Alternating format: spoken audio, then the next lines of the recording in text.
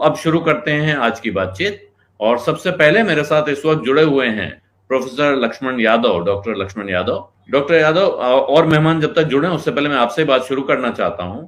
और सबसे पहले तो मैं बताऊं कि वहां हुआ क्या है। आपने भी पढ़ा होगा, लेकिन फिर भी मेरे ख्याल है दर्शकों के लिए बताना जरूरी है कि पटना हाई कोर्ट ने बिहार सरकार के उस फैसले पे अंतरिम रोक लगा दी है जिसमें बिहार सरकार बिहार राज्य में कास्ट बेस्ड सेंसस या जाति आधारित जनगणना करना चाहती थी, जो उसने फैसला किया था।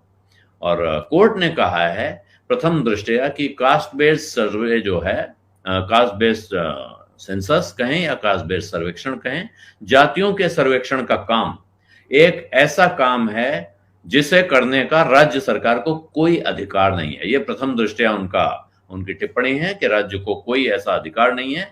और जिस अंदाज में राज्य सरकार अभी इसे कर रही है, तो इसका अर्थ यही होगा कि ये जनगणना होगी। और जनगणना का अधिकार जो भारत की संसद है उसके पास है। ये उसका विधायी अधिकार, ये राज्य की विधानसभा को अधिकार नहीं है। और उनका कहना है कि जो राज्य सरकार ने अधिसूचना जारी की है उसके हिसाब से सरकार इस सर्वे से जो डेटा निकालेगी, जो आंकड़े उसे मिलेंगे, उससे वो राज्य सरकार, राज्य की विधानसभा में जो अनेक पार्टियां हैं उनके नेताओं के साथ, सत्तारूढ़ पार्टी और विपक्षी पार्टियों के साथ इस जाति जनगणना के नतीजों को शेयर करना चाहती है। यानी उन सबको बताना चाहती है कि जनगणना में क्या नतीजा निकला है। इसकी वजह से ये चिंताजनक है। और अदालत ने कहा है कि यहां राइट टू प्राइवेसी का, यानी निजता के अधिकार का भी एक मसला है जो उठ सकता है। और इसी वजह से ये जो याचिका है, ये यूथ फॉर इक्वलिटी नाम के एक संगठन ने दायर की है।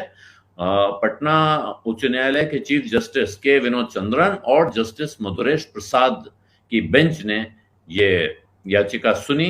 3 याचिकाएं उनके सामने थी, जिनमें से एक यूथ फॉर इक्वलिटी की है।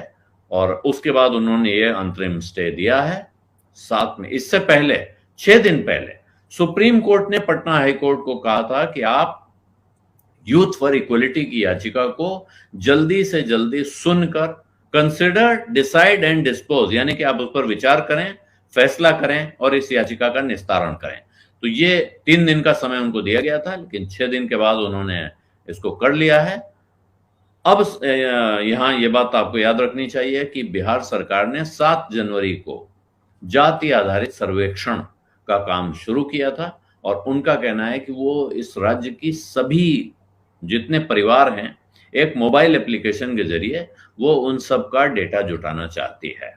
और जो पिटिशनर हैं यहाँ, उन्होंने इस नोटिफिकेशन को रद्द करने की अर्जी दी है इस बात पे कि ये जो सेंसस है ये 7वीं अनुसूची का विषय है भारत के संविधान में।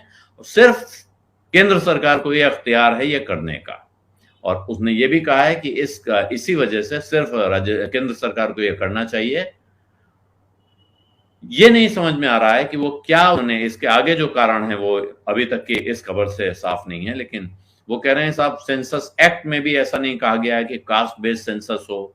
और इसीलिए जो सरकार ने अधिसूचना जारी की है वो संविधान के बेसिक स्ट्रक्चर का उल्लंघन है।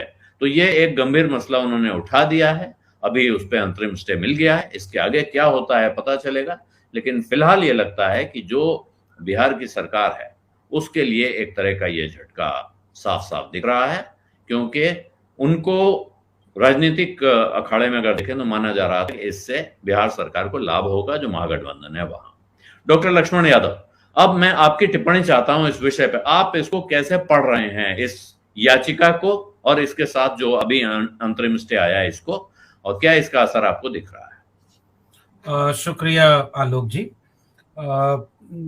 ये पूरा मसला पूरे देश का इस समय सबसे ज्वलंत मुद्दों में से एक जाति जनगणना का मसला बना हुआ है। बिहार में जब पिछले दिनों भारतीय जनता पार्टी की सरकार का गठबंधन जेडीयू से था, या विपक्ष में थे, या अब वो विपक्ष में हैं, आरजेडी पक्ष में है, ये सब दल मिल करके अपने विधानसभा में एक मत से ये राय जाहिर कर चुके थे कि जाति जनगणना होनी चाहिए। और वो सारे लोग, सारे दलों के प्रमुख मिलकर के राष्ट्रपति, प्रधानमंत्री यानी दिल्ली तक भी अपना ये आवेदन लेकर आए थे कि आप जातीय जनगणना कराएं। केंद्र सरकार की भूमिका इसमें सकारात्मक न देखते हुए जब जेडीयू और आरजेडी का गठबंधन बना तो उन्होंने ये काम शुरू कर दिया। एक टिप्पणी पहले इस बात की है कि क्या आज के पहले या बिहार के पहले किसी और राज्य ने अपने राज्य के भीतर जाति जनगणना नहीं कराई है? कराई है, कई राज्यों ने कराया है। विधानसभा में तो कई राज्यों ने पास कराया है। कर्नाटक तक में इसके आंकड़े आने की बात थी। कई राज्यों में ये कोशिश हो चुकी थी। करा सकता है कोई स्टेट जाति जनगणना, यह एक विषय। मैं बहुत कानूनी पक्ष पर नहीं अभी अपनी राय रख रहा हूं, वो कानून के विशेषज्ञ रखेंगे। मैं एक आंकड़ों को जोड़ने की कोशिश कर रहा हूं। नंबर एक बात, यानी कई राज्यों में जाति जनगणना हुई है। दूसरा पेच ये फंसता है जिस पर कोर्ट ने माफ कीजिएगा लक्ष्मण जी, बीच में रोक रहा हूं, लेकिन आप जब कह रहे हैं कई राज्यों में जाति जनगणना हुई है, तो वहां जनगणना हुई है या वहां सर्वेक्षण हुए हैं जिसकी नजीर कह सकते हैं बिहार सरकार ने ली है? जनगणना, अब मैं इस पे अभी पुख्ता तरीके से नहीं कुछ कह रहा हूं। हालांकि मुझे लग रहा है कि जनगणना शब्द जो मैं अब दूसरे वाले बिंदु में जोड़ भी रहा था, जनगणना का अधिकार राज्यों को है ही नहीं, ये बात बिल्कुल स्पष्ट है। ये केंद्र सरकार के अंतर्गत आने वाला एक काम है। और विशेषकर अब एक चीज और इसमें जोड़ दी जाए, 2010 में पूरे संसद में सारे दलों ने इंक्लूडिंग बीजेपी सबने ये तय किया कि जाति जनगणना होगी। कुछ दिनों बाद कांग्रेस में ही पी चिदम्बरम का नाम आता है, प्रणब मुखर्जी का नाम आता है, जिन भी लोगों का नाम आता है कि इसको थोड़ा सा इसका फॉर्मेट चेंज कर दिया। जनगणना एक्ट जो 1948 का बना हुआ है, कोई भी जनगणना तभी वैध मानी जाएगी किसी भी सरकारी काम में जब वो 1948 के एक्ट के तहत होगी, जनगणना के जो कलेक्टर हैं, जो इंचार्ज हैं, उनकी अगुवाई में। यह काम न होकर के अलग से social economical and caste census करके 2011 में भी किया गया, तो उसको भी मांगा गया आंकड़े, वो नहीं मिले। यानी राज्य जो करता है वो सीधे जनगणना हो ही नहीं सकता, वो सर्वेक्षण ही होगा, एक बात। अब दूसरी बात ये कि अगर कोई राज्य सरकार ये जानकारी जुटाना चाहती है कि वो अपने राज्य को चलाने के लिए, तो ऐसी आप जनगणना शब्द हटा दें, जाति सर्वेक्षण हटा दें।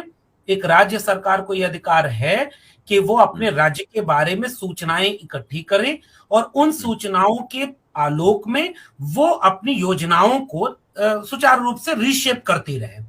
इस लिहाज से मैं देखूं तो इसमें कोई आपत्ति नहीं होनी चाहिए थी, क्योंकि यह आंकड़ा, अब जो दूसरा पॉइंट आया ये मेरे समझ नहीं आया आलोक जी की वो कैसे निजता का हनन है। मैं बाकी दो विद्वान है, मैं उनसे भी समझना चाहूंगा, मुझे ये निजता का हनन नहीं लग रहा है। अब आखिरी बात, इस सब का पॉलिटिकल नैरेटिव कैसे है भाई? आप निजता वाले सवाल में आप जोड़ लीजिएगा कि भाई सब कुछ तो गिना ही जा रहा था, उसमें केवल जाति गिनी जा रही थी, तो वो निजता का हनन कैसे हो गया? धर्म गिना गया तो नहीं हुआ, भाषा गिनी गई तो नहीं हुआ, सब कुछ गिना गया नहीं हुआ। अब एक आखिरी बात, इसका राजनीतिक संदर्भ क्या है? इसका राजनीतिक संदर्भ यह है कि भारतीय जनता पार्टी क्या अब सुप्रीम कोर्ट के पटना हाई कोर्ट के फैसले पर खुशी मनाए या दुख जाहिर करे, वो तय नहीं कर पा रहे, क्योंकि वो जाति जनगणना के समर्थन में बिहार में है। दूसरी बात, उसका लाभ उसे नहीं मिलने वाला, केंद्र में उसका लाभ उसे मिल सकता है, लेकिन आरजेडी, जेडीयू या जो बाकी राजनीतिक दल हैं, समाजवादी पार्टी से लेकर के कांग्रेस पार्टी तक, ये सारे लोग जाति जनगणना के समर्थन में इस समय खड़े हैं।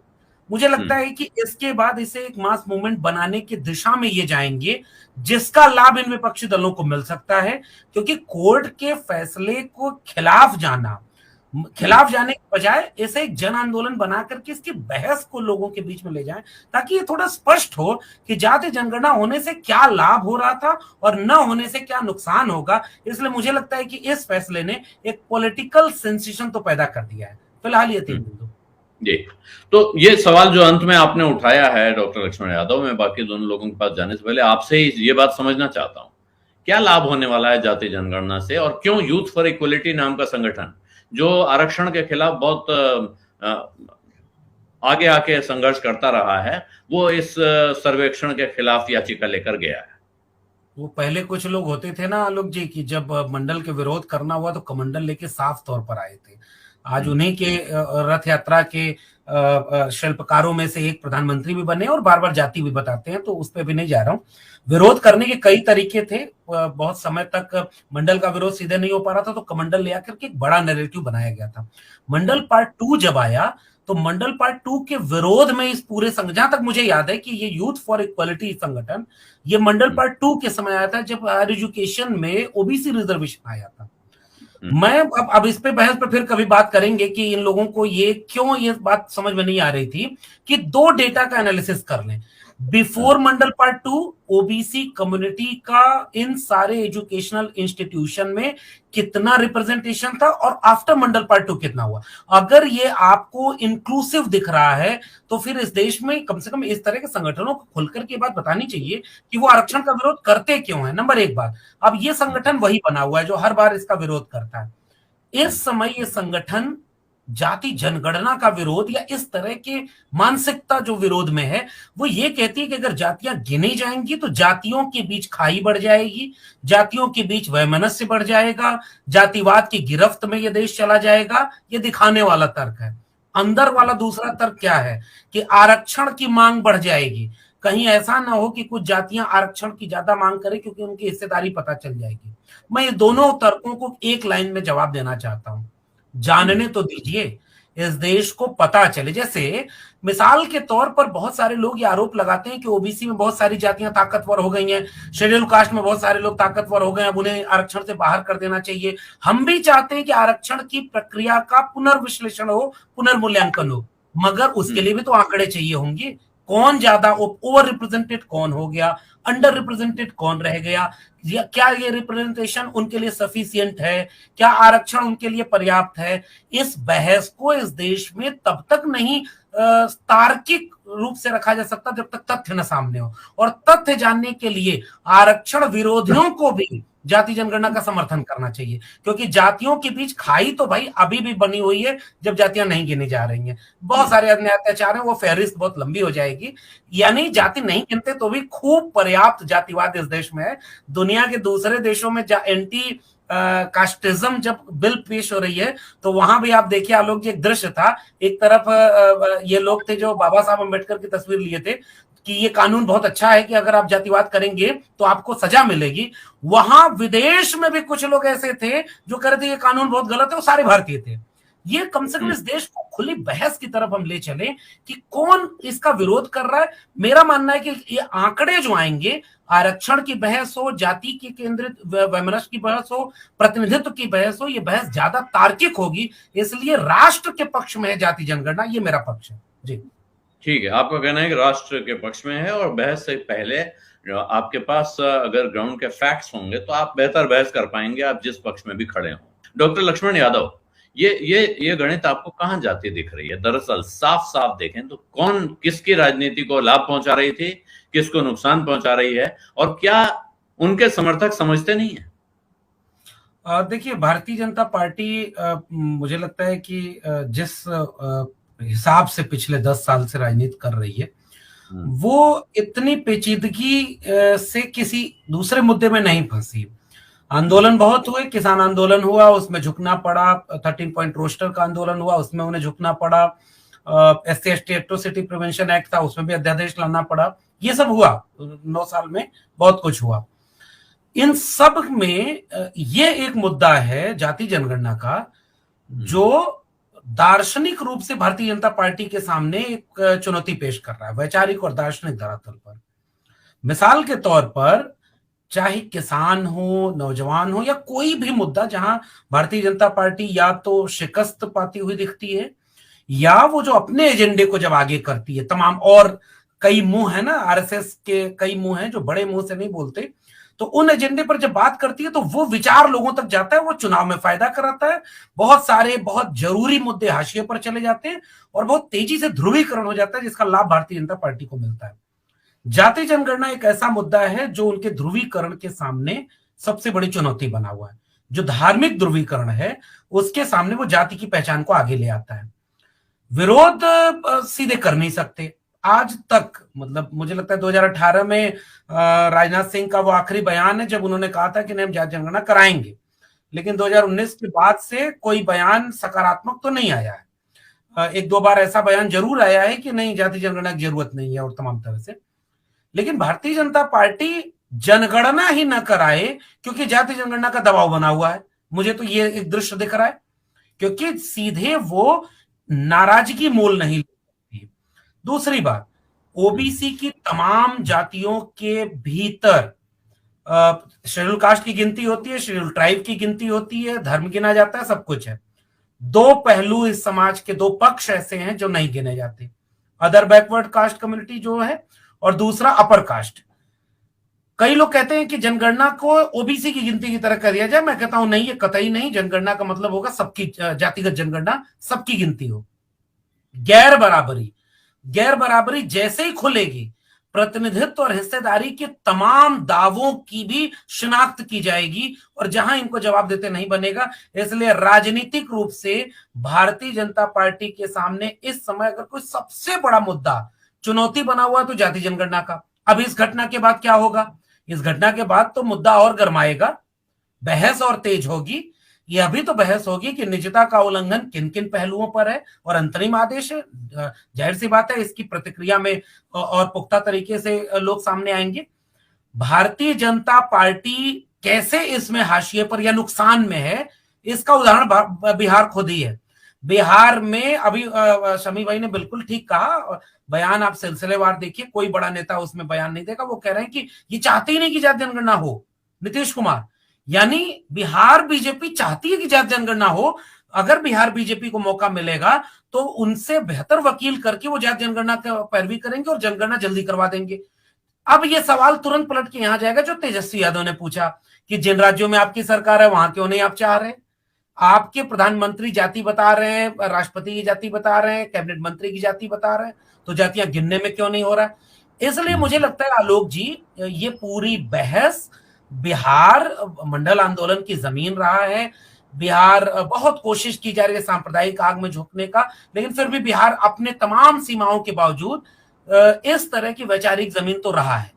इसलिए यह मुद्दा भारतीय जनता पार्टी के सामने एक बहुत बड़ी गले की फांस बनता जा रहा है, जिसे कांग्रेस पार्टी भी समझ रही है और जिसे तमाम दल, मैंने संजय सिंह की प्रेस कॉन्फ्रेंस भी देखी, उन्होंने भी इसका समर्थन किया था। इसका मतलब अगर ये जाति जनगणना का मुद्दा पूरे देश में अगर गंभीरता से आए तो शीतल जी जो बात कह रहे थे, और आपने एक सवाल शुरू में पूछा था ना कि भाई गरीबी भी तो गिनी गई, उसका नतीजा क्या हुआ?